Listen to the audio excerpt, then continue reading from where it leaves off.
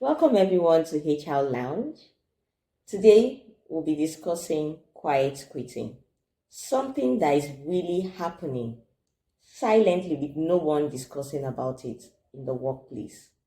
Today we'll be unraveling some of the factors that causes quiet quitting, how we could handle it as HR professionals and even as individuals employees, as employers as well. Sit back, relax, and enjoy this ride with me.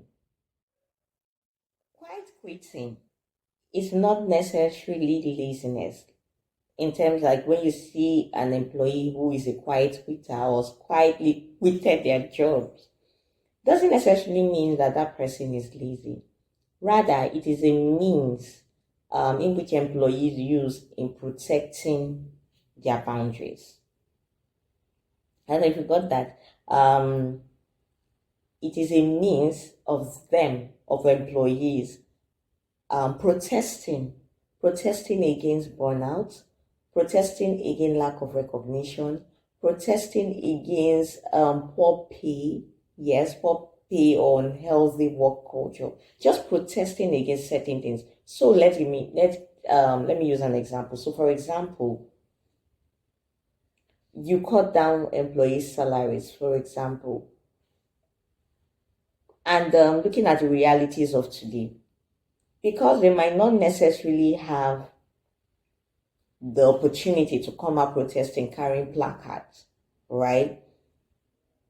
Employees, we give you um, the job equivalent to their pay.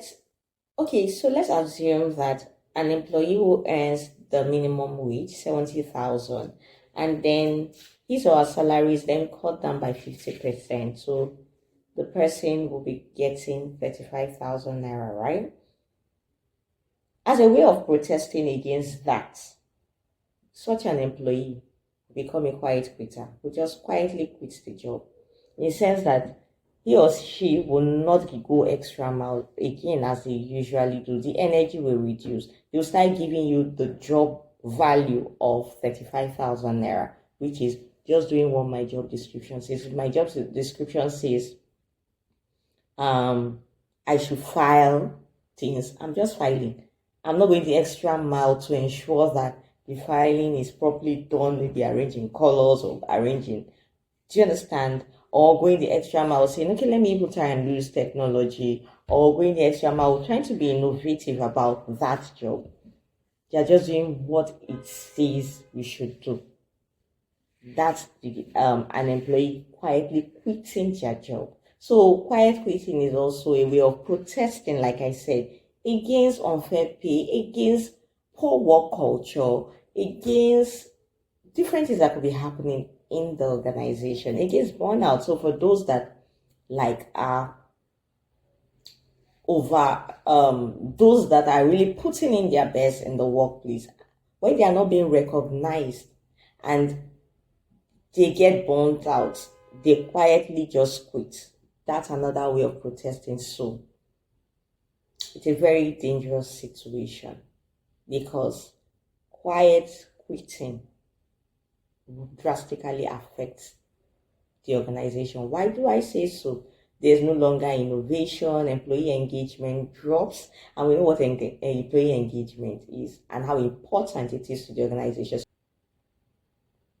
Okay, so for those just watching us for the first time, I'll refer you to the video on employee engagement so that you really understand what employee engagement is. However, in summary, employee engagement is what the employees give back to the organization after the organization has done all it needs to do.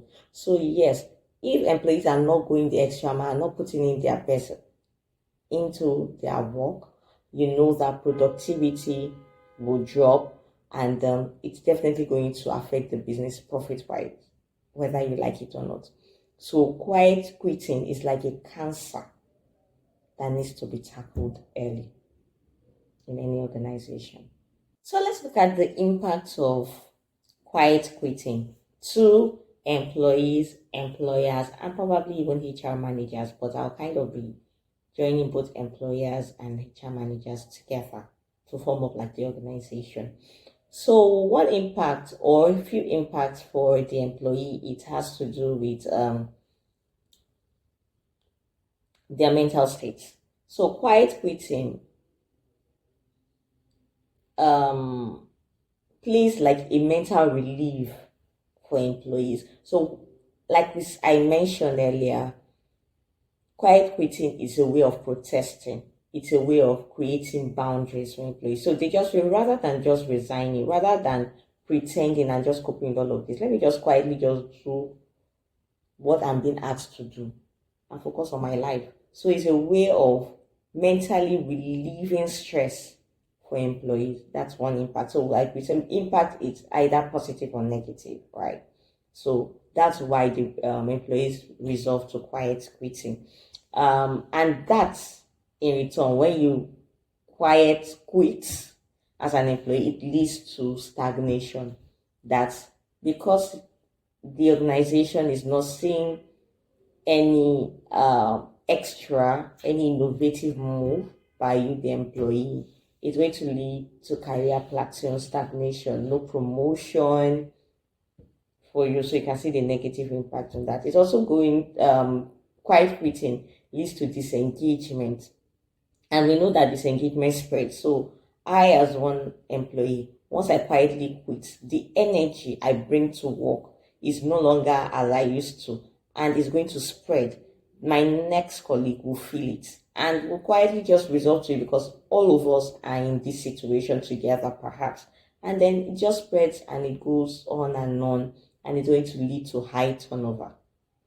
Before you know, I've resigned, this other person resigned, and all of that. So that's the impact of quiet quitting for the employee and partly the organization, right? So one quiet quitter, I would say, in a team can influence the whole team's energy. It's like having a basket of tomatoes and then there's one bad tomato. I'm not saying quiet quitting, quiet quitters are bad, but I told them I've been involved, I've been there, right? But just saying that it is like a cancer that affects. So once you put one bad tomato, it gradually affects everyone. Thinking of all of the impacts I mentioned, I think I've covered all of the aspects, like both employees and employers, right? The impact even to the organization. So what I will do next is just let's go to what can or should be done with regards to quiet quitting. So for employees, what you should do rather than quiet quitting immediately, try to communicate, express your concerns before shutting down, before quiet quitting. Express your concerns, communicate it to your line manager. Hopefully, you do have one that listens. If that person is not a listener, is not approachable, look for somebody else. I know you'll find someone in the organization that you could express your concerns to. And instead of just shutting down, not giving your best, because quiet quitting will also affect you. It's going to be against your own personal branding, because this person is not innovative, this person. I know some of us will say, I don't care, whatever they think, whatever they say. But so that you don't carry negative narratives, right? Better just resign than just quietly. If you see the energy is not what you want, resign and go.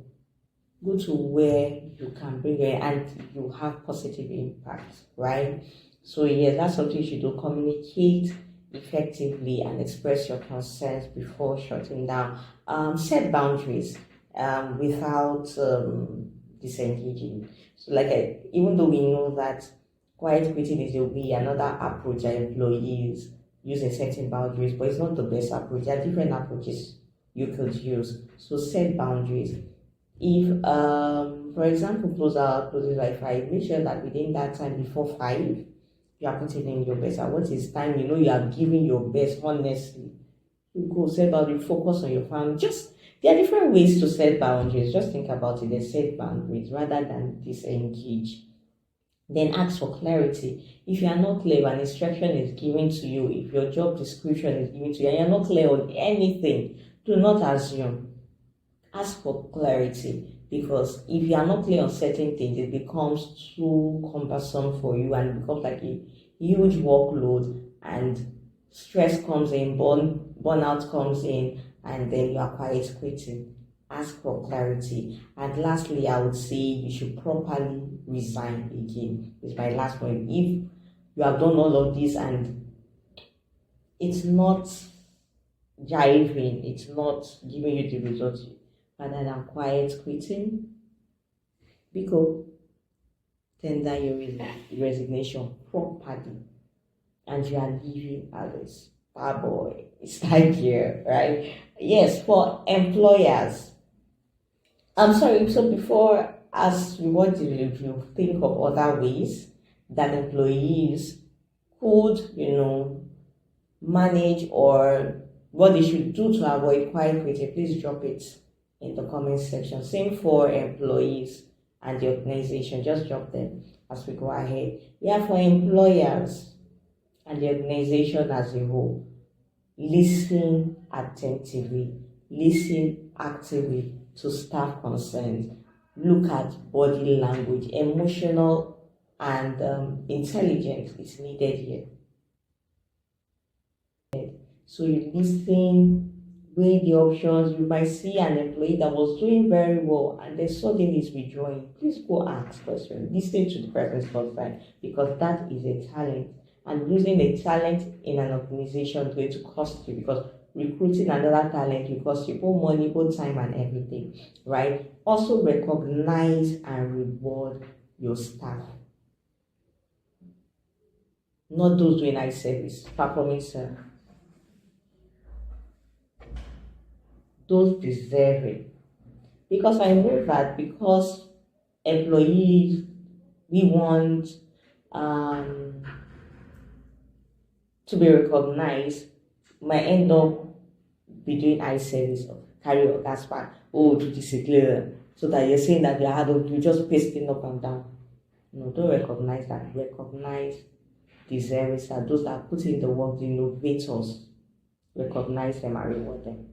That recognize the service, that those that put in the work, the innovators, recognize them and reward them.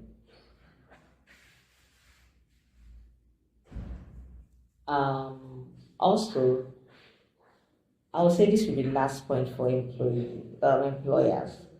Provide enabling environment for your employees. Ensure that the work culture is not toxic. Ensure that the environment is one that encourages growth. Once you have all of this, trust me, you will not have quiet quit. Except the person wants to deliberately quiet quit or leave. But just put all of these three things together. Yeah. So, last question. Have you or anyone ever quiet quitted a job? Remember I told you to raise your hands before. Right now, I want you to share. So further share in the comment section what led to that. So some of you, I know you might have done it while raising your hand or indicating. Just for that share, so we can learn from your experiences. I would love to hear from you. I would love to learn. I just hope that this video you learned a thing or two. I'll leave you with this word. Work should not just take from you. Employees, I'm talking to you. Your work should not just take from you. That's your skills, your talent, your time, and everything. It should also give back. It should give back in terms of recognition. It should give back in terms of fair pay. It should give back in terms of giving you an environment and thriving environment, rather a conducive and thriving environment. Yes, it should give back in terms of making sure that you are fine. So it should not just take from you. Thank you, and until I come your way in another video, please do remember to like, share, subscribe, and tell people about this channel. Thank you.